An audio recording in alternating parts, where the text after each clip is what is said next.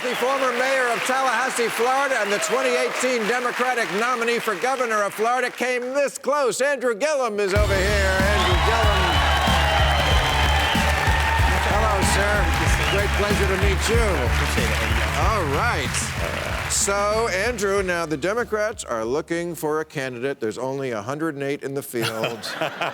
Jimmy Carter is a soft no, and John Edwards is thinking about it. So, but it's interesting that you narrowly lost your race. So did Stacey Abrams. So did Beto O'Rourke. And it's no longer a deal breaker to have lost to go on to run for president. I mean, I agree with you. First of all, history teaches us that, right? Lincoln lost, went on to become president. But I wouldn't underestimate what was done. Even though Beto and Stacey and myself weren't able to cross the finish line as the governors necessarily, we both saw supercharged turnout in Florida, in Georgia, in Texas. Stacey juiced as many Democrats as she could out of the state of Georgia. And you also had the guy who was the referee also being the player on the field, right? And next time Florida is going to be a different ballgame because they passed the Amendment 4. Right. That's so right. Ex-felons can vote. That's right. That's right. That's right. That'll make a big difference. Right? That's right. 1.4 million people. And now Florida was one of the final few states that still had the Jim Crow era policy that once you committed a felony, you would have your right to vote permanently taken away. Now, I don't know about you, but I don't want to be judged forever by my worst day. And luckily, Florida voters restored rights, and now 1.4 million people can vote. I sold marijuana back when it was illegal. That's true. Oh, you know it's true. Okay. How do you know it's true? And actually, some of the pot came from Florida.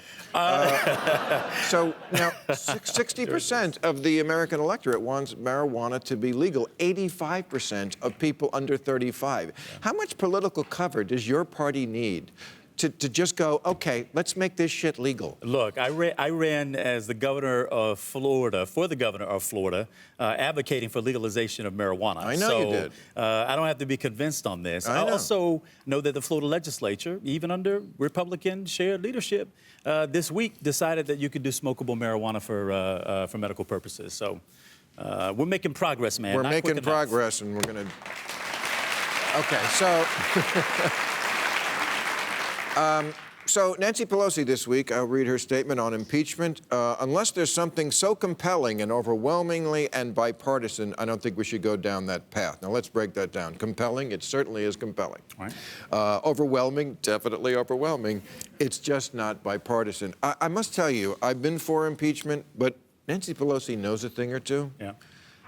We got to get that issue right. Yeah. So...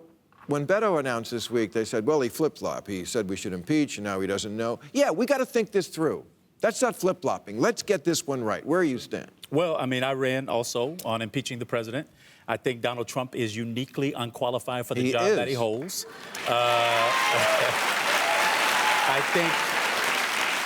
I think the president has broken the law. I mean, I'm not sure when it began, but we know for sure that he fired the FBI director because he wouldn't interfere. But we also know for sure that he wouldn't be convicted. So it would just be doing it. Listen, all I would say is that you're elected to Congress, you're elected to the United States Senate to do your job. Yeah. All I want as a voter is for them to do their jobs. Okay. What do you think about this question that all the Democrats are being asked now? Are you a socialist or are you a... Joe Scarborough asked John Hickenlooper. He would be one of your competition if you got in the race. He said, would you call yourself a proud capitalist? And Hickenlooper said, oh, I don't know. The labels, I'm not sure any of them fit.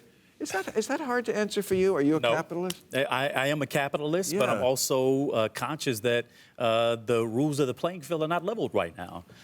When you have the kind of wealth disparities that exist in this country, when you see small businesses in communities all across the country being snuffed out, quite frankly, because of the rules not being leveled for them, there's something wrong with that. And I think Americans know this. Donald Trump's biggest fear is that we're going to recognize, those of us who are in the working class of this country, that we actually got a lot more in common than we have apart, and that he actually is doing the bidding of the top 1% and not the rest of us.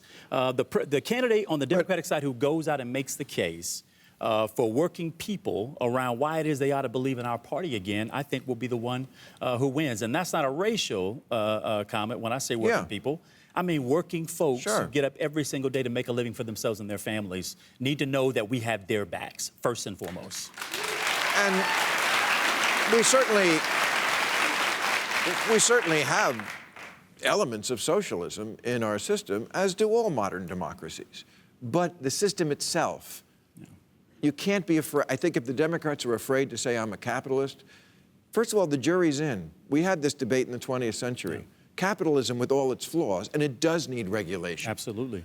Is still better than the government owning the means of production. We had this. But I don't know anybody right now, and including Bernie, who is saying that the government ought to take over. No. Right? All elements of economic and otherwise. But people hear socialism, and that's what they think. Well, guess what? You can be the most conservative Democrat running in this race for president, and the Republicans are still going to call you a socialist. That is the game plan. And so what I would suggest is, instead of being afraid of those labels, that our candidates run as who they are. What do you believe? What do you stand for? What are you going to do for everyday working folks? My mother was a school bus driver. My dad was a construction worker. He just passed almost a week or so ago. These are folks who got up every single day doing everything that they could to make a way for me and my 6 siblings. They kept a roof over our head, food on the table, clothes on our backs. We need to talk to those individuals around what we're going to do to make their lives better. Okay.